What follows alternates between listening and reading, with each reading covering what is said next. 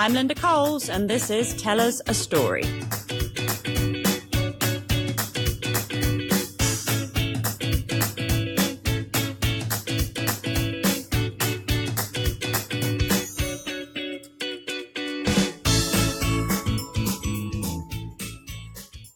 Rawdon Christie is probably best known for beaming into our kitchens each morning as co-host of The Breakfast Show, which he did for 5 years with 4 different co-hosts, including Toni and Petra. He's been a broadcast journalist or presenter since 2000, working on One News, Close Up, Tonight, Sunday and Agenda, to name a few. He's English born, his home here is in New Zealand with his family, but you might not know his famous cousin is none other than film star Julie Christie. After nearly 20 years of telling stories and bringing important messages to millions as a broadcaster, Rawdon is now helping others communicate clearly and effectively. So he's created a media training program called We Need to Talk to help key business people and other individuals with face-to-face communication. In this digital world, it's fast becoming more challenging than ever before. So here to tell us more about his story is Rawdon Christie. Good morning. Hello. Good morning, Linda. Great to speak to you. Lovely to have you on the show. So obviously you've been in broadcasting since forever, for many, many years. Whatever made you get off in that direction? Where did it all begin? Take us back to that sort of first thing that happened that you thought, I wouldn't mind doing that. Yeah, back to when the earth was cooling. Yeah, look, I was always a bit of a late starter. I had no idea really what I wanted to do. I found that in my early 20s, the thought of making a decision for the rest of my life was so far from my mind. But I was working as a teacher in Auckland in New Zealand. I'd sort of landed here as a result of not really knowing where I wanted to go. And I was watching this guy broadcasting on New Zealand television, a chap called Paul Holmes. If you're from New Zealand, you'll know instantly who this is, because he would be quite easily the most legendary broadcaster the country's ever had. Mm. And his job was, he was doing one of these sort of early evening current affairs shows, where basically he'd spend half an hour just telling amazing stories about extraordinary people. He'd have the politician of the moment. He'd be talking. He'd be holding them to account about something that had happened. Then he'd go to a disaster zone, and he'd go to a lovely warm story about somebody who'd done something heroic or achieved something special. And it just struck me that at the time I was working in performing arts, and I loved telling stories anyway, and I thought, this guy has just got the best job in the world. And that's really what lit the flame. So from that point on, it was a case of forging the path, and I made a very, very clear set of goals to myself, as to how I wanted to go about this. I became very motivated, probably for the first time in my life. Mm. And I thought, right, I want to learn at the BBC. That's what I'd been brought up with. Those are the standards and the qualities which I wanted to adhere to. So I found the college where most of the BBC, where the BBC would take a lot of graduates, and that was in London at the London College of Printing. Then I worked out how to get into that college was to have experience and to show that you were committed and passionate. So then I went to hospital radio, and I started my own community radio show, and basically built up the tools I needed to get into that college.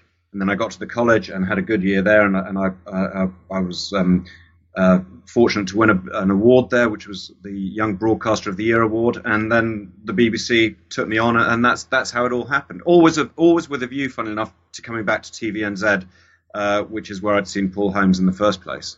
So obviously you had to go back to and live in the UK to do that. And how long was you there? I gave myself 5 years to do it, but after about 4, so a year of study and then 3 years at the BBC, I'd reached the point where I was still going to be stepping up to come back to come into television New Zealand. Mm. If I'd stayed too much longer in the BBC, I knew that it would probably, the career was going well, and I didn't want to be in a position of having to sort of pull back a bit in order to come back here. And the location back here was all important because I'd married my wife by then, who's a New Zealander, and we had a little kid, and we'd made the decision that this is where we wanted to actually bring up our family. Yeah. So, I mean, obviously you've got ties to Hollywood. Was you never tempted to go into that direction? My ties to Hollywood are so tenuous. My father's cousin is an actress, but she'd be the first to say avoid Hollywood at all costs. You know, she lives, although she does spend a lot of time in LA, she lives in a little remote farm in Wales. She tries to avoid the Hollywood life like the plague. No, that's not really for me. I quite like feeling confident in my own environment, and New Zealand's a lovely place to be able to, I guess it's a wee bit more like a village rather than the jungle that is Hollywood. And particularly at the moment with all the shenanigans going on. Well, I did think about acting, and I actually started the process of applying for an acting college in London. This was before realizing broadcasting was the perfect place for me. But actually, Julie Christie gave me the advice, and she said it's got to be the only thing you ever want to do, otherwise you're not going to enjoy it, or it's just not going to work. And that stopped me in my tracks. Yeah. And, no, there are other things. So I backed out of the idea. So I got great advice from her. Yeah, it sounds like sound advice. So what was your actual first role in TV, your first paid role? Well, I was working in BBC Radio, and I'd chosen a station in the UK where they had a bi-media setup, so they did local television news and local radio, and that was BBC Cambridgeshire. They were part of the Look East region, and we had a TV studio there. And from the day I arrived, I'd eyed up the guys. There was a big team doing radio, and there were a few in the corner who did telly, and I'd eyed them up as the team I wanted to be a part of. So although I was working in radio, I then you get your little reporting shifts, and then eventually you go out with a camera. So it was as a reporter for BBC Look East, and then very shortly after that, I was able to fill in on a maternity leave as the presenter of their sort of evening 10 minutes of news as such. So I understand what Look East is, but can you just explain to those that are a bit more international?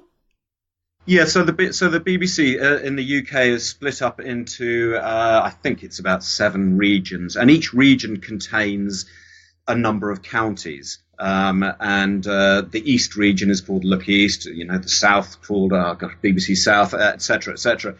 And within the Eastern region, there may be about half a dozen counties. Each county has its own radio station, BBC local radio station, and then they amalgamate and join up in order to provide local television news content for that whole region. And in my case, it was the Eastern region. Because I think I was a Look North or Calendar, I think, depending on whether I lived in the Northwest or Doncaster.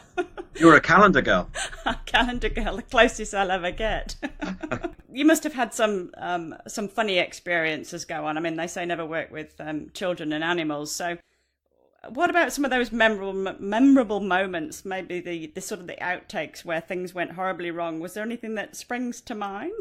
Oh, it's an endless list. I mean, Linda, I did live TV for so many. I mean, the breakfast show was fabulous, and for 5.5 years, for half a year I was doing a Saturday show, and then I had 5 years on the weekday show, and we were doing, it's 15 hours of live TV every week, and so at the end of it, I worked it out. I'd done 3,000 hours of live TV for breakfast, and that was having been through the news ranks as well, and being a news presenter. So.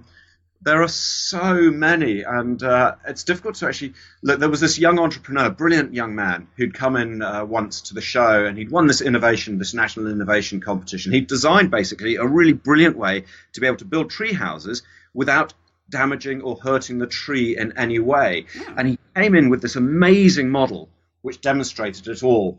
And of course, I just can't help myself. I started poking around on this model, and then the whole thing just collapsed. And I thought, well, okay. And I looked at this guy, and his eyes, there was the anxiety in his eyes said it all. And so I sort of said, how long did that take? And he said, a year. I mean, and it was just mortifying. I asked this Olympian came into just before it was in 2016, came in just before the Rio Olympics and presented me with a shirt. And I held it up proudly, and I said to her, well, what's the 16 signify? And she sort of looked at me and went, it's the year. I dropped a metal spoon in a blender doing a cooking segment once. I asked a female guest. Oh, there was a female guest who came in with her husband. He was driving the Movember movement, grow a moustache, raise money for men's health. Mm-hmm. And she and he had come in, and he was saying, yes, I'm growing this moustache. And I said to her, oh, what are you going to do? What hair are you going to grow in support? And she said, well, none. I've got alopecia. Oh, A line cub attacking my microphone. I don't know. Oh, the worst, actually, fun enough, was during I was interviewing, and the reason why is because this was probably one of my favourite interviews of all, or certainly one of my favourite interviewees of all time, and it was Dame Julie Andrews, in this childhood hero, and I interviewed her down the line as such when she was in LA and I was in New Zealand, and then she came to New Zealand, and I had the opportunity to have tea with her, and we're halfway through, and she was just divine. She was exactly what you'd hoped she'd be. And halfway through the interview, one of the lights exploded. The bulbs exploded. And for anyone who works in television will know how phenomenally loud these things are. They're like an explosion going off. And Dame Julie was absolutely mortified. She has a phobia of loud noises and fireworks. Oh, no. And so I'm genuinely really, really embarrassed for her. But she was great, of course, because she's such a true professional. But yeah, there are so many stories. I could bore you for hours on outtakes. So, I mean, you must have interviewed some very memorable people as well. Some very, I don't know, the sort of, obviously you get to interview people like the Prime Minister, maybe Richard Branson. Who would stick in your mind for like the ultimate interview that you've ever done? Yeah. We're lucky in New Zealand on that breakfast show that we interviewed. I had the Prime Minister every week. So those unique moments never really, because you had that opportunity every single week. Although, funnily enough, the first big interview I did was back for the BBC when I got to interview John Major, the ex-Prime Minister, the ex-Tory leader, about his memoirs. And it was the first time I'd gone to his beautiful house in Huntingdon. And I remember it was also the first time when I asked a question and I saw a confrontation from somebody who, he was a wonderful, lovely man. But the moment I asked about the relationship with Margaret Thatcher, you could see him just bristle and create this very, very firm and definite "don't go there," and it was quite an interesting learning experience. But no, for me, the favourite interviews were those childhood heroes, where suddenly 30 years later you're meeting these people who were legends when you were growing up. And Julie Andrews I mentioned because I was into musical theatre, Ian Botham because I loved my cricket. Michael Palin, because I loved my comedy. Yeah. And then I had this opportunity. I went to LA and got to interview Richard Sherman, who is one of the two Sherman brothers who wrote all the music for Disney. Oh. You name it, he wrote it. Mary Poppins, Jungle Book, Sound of Music. I mean, all of it. And I knew his music so well because I'd loved all that growing up. And I had this opportunity with this guy who's 80-odd, sitting down at a piano with him where I was playing him his songs, which he'd written 50 years before and won an Oscar for. Wow. Talking about the processes he'd gone through in how he'd written the music and asking him about his relationship with Walt Disney. And it was just an extraordinary experience. It really was. That would be my most memorable interview of all time, purely from a self-indulgent perspective. Nice one. So when Mike Tyson told me to F off on air, that I would never. Well, it was about this time last year that the breakfast team had a bit of a reshuffle, rather unceremoniously, and you were in the press quite a lot, as were the others, and I think there were a few tears all round. It certainly looked a tough time. So what sort of helped you get through that? Can you share any words of... This is the John Major bristling moment for me, where I have to... it was really tough. I mean, what made it tough is that there was no... pretense about what had happened. We picked up the newspaper and read about it, that we were going to be shifted out, and that's always pretty cruel and difficult to deal with. And it also means the whole country from that moment on knows what's going on in your life. Yeah. And so the management had sort of said, well, it was a Friday, a Thursday we'd read about it. We had the meeting on the Friday, as the paper had told us we were going to. And then the management sort of said, look, we'll understand if you don't want to come in on Monday because everyone will be talking about it and speculating. And that's when I thought, hold on, that I have control here about only one thing, and that is being on air. And because we had a couple of months till I was out the door. And that's the only power I really had in the whole situation. And it also reminded me that, I sat down and thought, well, what's this about? Okay, it's about me, but it's also about the viewers who from that moment on particularly showed they were phenomenally loyal to me. And so I thought, now stuff it. I'm going to go back on air, and we're going to carry on as normal, and we're going to have a good time. In fact, I'm going to put a bigger smile on. I think the only thing I did differently, apart from try and raise my energy levels, was I took my tie off and thought, no, I'm just going to relax and enjoy this because it's been so good for so many years. I don't really want to go and hide in the corner now when things get tough. I'm going to enjoy it and go out with, I guess, my dignity. And that's the right approach, I think, isn't it? Otherwise, you're beaten. And you were part of our lives for so long. When you turn the TV on, you're almost like Weet-Bix. You're there. Soggy, no. Soggy, but tastes better with sugar. And it always takes time to get used to a new host, and when your co-hosts change, etc., you sort of have that settling in period, and you like them or you don't like them. But I must admit, I'm not a 100% breakfast fan anymore. But I don't particularly like the alternative either. So we have the breakfast news on. We listen to the headlines and then pretty much turn it off now. So. You might actually talk to each other in the mornings, which is something which I want to talk about later about conversation. But. Yes. So, well, let's go into that now. But I mean, when Lee Child was famously dumped from Granada, he got a bit of a redundancy payoff. He decided that he was going to write a novel, and he'd got 7 payments for his mortgage in the bank from his payoff. So he'd got 7 months to write and sell his first book, which was his Jack Reacher book. So how did you decide to go in the direction that you've chosen to go on with We Need to Talk? Well, I'm envious of the Lee Childs of the world. Apart from the fact he's got phenomenal talent to be able to write those stories, it's also about the fact he knew that's what he wanted to do. And for me, the biggest problem was that I really had no idea what I wanted to do. So I sort of drifted again and meandered, and I didn't knuckle down. I sort of took off and did a bit of traveling, and I just really enjoyed the family for 6 months.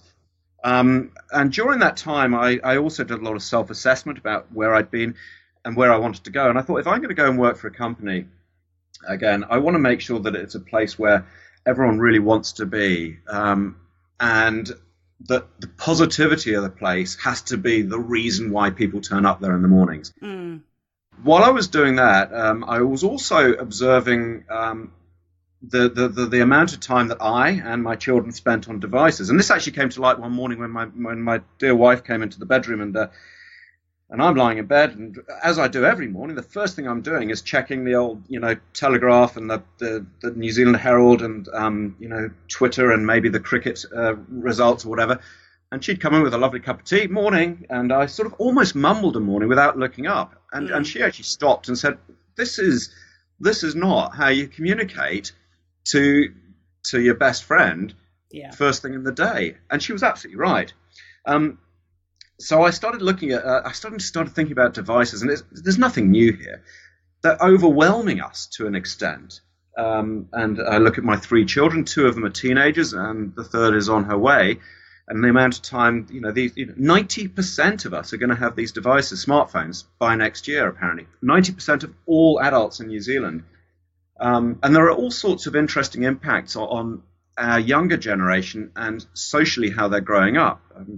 There are some positives, the fact that teen pregnancy has fallen by 40%, which may or may not be entirely due to the fact everyone's on smartphones, but there's no doubt that they're living their lives through these smartphones. And whilst communication globally has become bigger, better, and easier than ever before, the one thing they're not doing is having conversations. And that started really worrying me when, at the very heart of a positive culture in a company for the future, is conversation, is honest, open, face-to-face relationships. So I put the two together and thought, hold on, we've got to try and address the amount of time young people are spending on devices and how we can get them to continue to develop the skills needed to converse, to build relationships, and therefore to contribute to the positive culture of where they might end up working. Well, one of the things that you see very often is people out for a meal in a restaurant, and the phone is just handed over to the infant that's in its high chair and it's playing. Is it playing, or is it just that mum and dad don't want to interact with it? Well, it's easy, isn't it? It is very easy. It's so easy. I've done it as a parent, maybe not at that age, but even now, it's we're tired and we want to go and read a book. Putting a movie on is easy. I mean, look, they're trying to do the research, and I don't know how well it stacks up, but the pediatric academic societies had a meeting in the US, had the meeting this year, and they said that the time spent on handheld devices for 6 months to 2-year-olds leads directly to speech delay. And they actually came up with a statistic that they reckon 20%, 1 in 5 18-month-olds is spending half an hour a day on a screen, on a handheld device. Wow. Now, they reckon for every 30 minutes added to that, it increases their risk of expressive speech delay by 49%. So for these very tiny people, if they're spending an hour a day on a handheld device, this is the pediatric academic societies are linking this directly to expressive speech delay, which is it's a genuine concern. I mentioned the teen pregnancy thing. Again, there may be other reasons. Sex education's got better, but it can't be pure coincidence that since 2007, teen pregnancies in the UK, in New Zealand, in America, in Australia have halved, almost halved. And 2007 so happens to be the year of the social media explosion. It was the year after Facebook moved beyond the university campuses, and hey ho, we had social media. So they've got something else to do with their time rather than snogging in a wherever they want snogging. Why would you go out? I mean, there are a lot of risk. They're becoming risk averse. They go out less, they drink less, they're driving less, and less sex. Because when you can sit at home and you can socialize, you can shop, you can entertain yourself, you can date. Why would you bother going to the mall? That's true. It's true. And it has such an effect, a knock-on effect of other things then, doesn't it? I mean, obesity would be something when you sat on the sofa surfing and rather than walking around the mall with your friends, and all sorts of other issues. Yeah, although having said that, there's Fitbit as well. But again, you're on your own on a digital device. But to me, the big knock-on effect is whether the skills needed for open and honest conversation and relationship building are being lost. Yeah. And, we used to say, dance like nobody's looking and do things that you're what was I going to say? I middled my words there. But basically, no one cares what you're doing anymore because they're all too busy on their phones. I know. Isn't it amazing? Do you know there's something called phantom vibration syndrome, which I think men mainly get because we carry our phones in our pockets much more. And I've had it where you think, there's something vibrating on my hip. It's my muscle, and you think, no, it's my phone, and it isn't there. It's a real thing. Wow. It's hilarious. Very strange. So tell us more about your new project then. We Need to Talk. So who's it aimed at? Well, I mean, I think it can be aimed at everyone because there must be an appetite for it. I mean, from the CEOs at the very top who genuinely still find it difficult to maybe present to the board or to a government select committee, and you can always help them with how they structure what they're going to say and how they're actually going to present it, to your middle managers who are trying to present to a team within a company, to HR departments. And as I say, because this needing to fit into a culture is becoming more and more important than ever before, so you're going to have HR departments and recruiters having a close look at this as well, all the way down to young people and saying to them, actually, how you have to go do all these exams, all your school time in order to be able to get the results, to get to the college, to get the qualifications.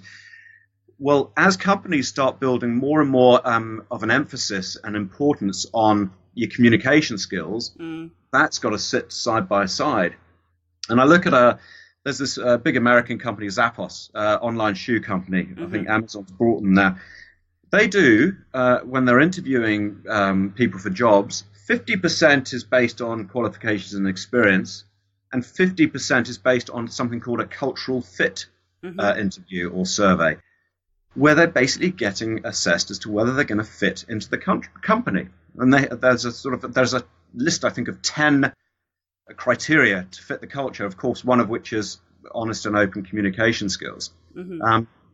So to be honest, this is something, I mean, that's why I've on my website, I talk about a series of programs, because I think this is something which everyone can gain from, and you have to adapt it as to where it's most needed. Okay, so obviously you've been doing this for a little while now, and I'm sure you've had some encouraging results. So what's been the biggest learnings for you since you changed direction from broadcasting to working on the other side more with the sort of the corporates? I think I've found it refreshing how much people want to engage. It's broadcasting is a funny old place, as journalism is, because you spend quite a lot of time trying to coerce people into it, encourage people into it, to try to convince them that they can trust you, that you're not going to be pulling a fast one on them, that we're all trying to do something together to tell a story or to get a message across or whatever it might be. Yeah.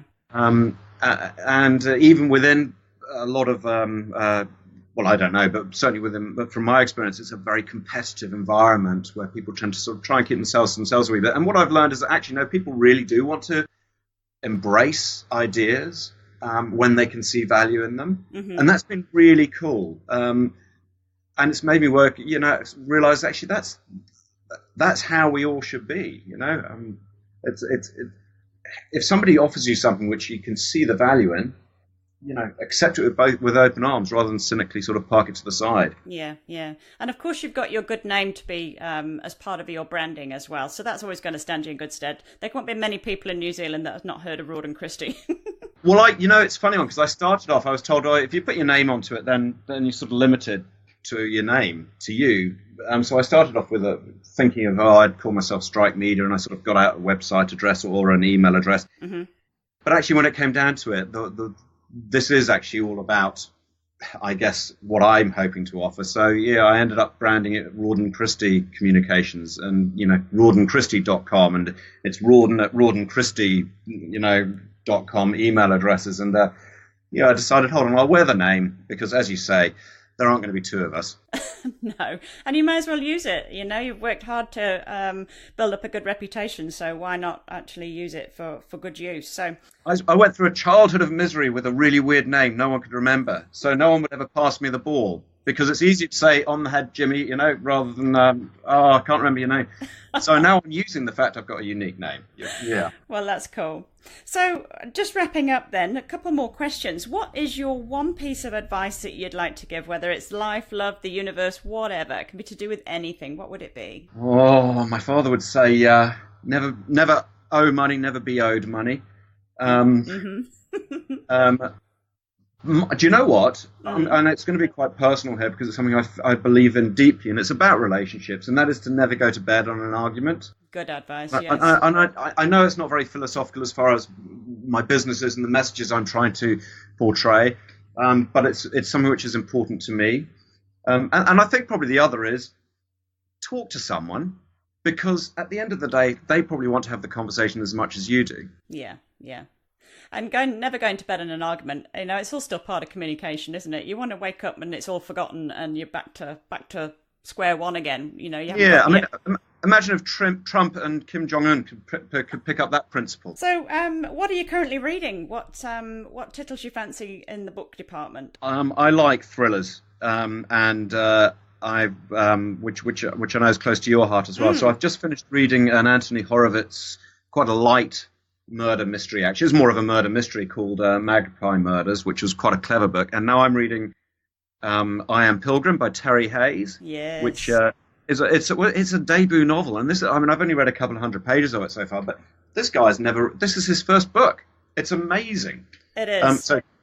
That's why I'm very happy to announce the fact that I've never had any intention to write a thriller, because I just couldn't do it like that, Well, I'm anxiously waiting, and have been for about 12 months, probably longer, his second book. But it's not out. It's nowhere to be seen yet. But it was a fantastic book. And it was one of those books that it was a bit like 50 Shades that lots of people had read and talked about, because it was such a good book, and you needed to devour it all in a weekend and sit and just read it because you couldn't put it down. Yeah, it's amazing. Oh, gosh, I hope he's not going through that second book pressure. But there you go. That's the problem with such huge success, isn't it? But yeah, that's true. Okay, so where can people find you, Rawdon? You've mentioned a few places, but just tell them the listeners again where we can find you.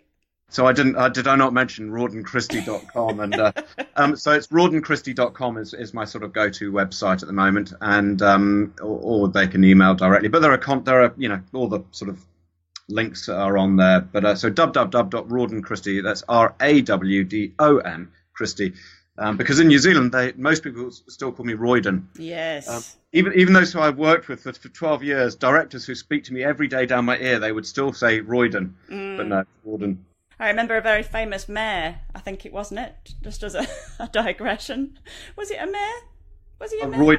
That called you Royden all the time on air? Oh, yes, it was. It was the Auckland mayor, Len Brown. That's right. And he used to get so much jip for it. Because he just wouldn't get it right. You're right. We used to get hundreds of complaints. Why can't he just get your name right? It's not like he'd never spoken to you before. That's amazing that you as a viewer even noticed that, because people would often talk about it. Yeah. I think he and I I don't think our relationship was necessarily very robust, but it was robust, but wasn't necessarily very close by the end of it.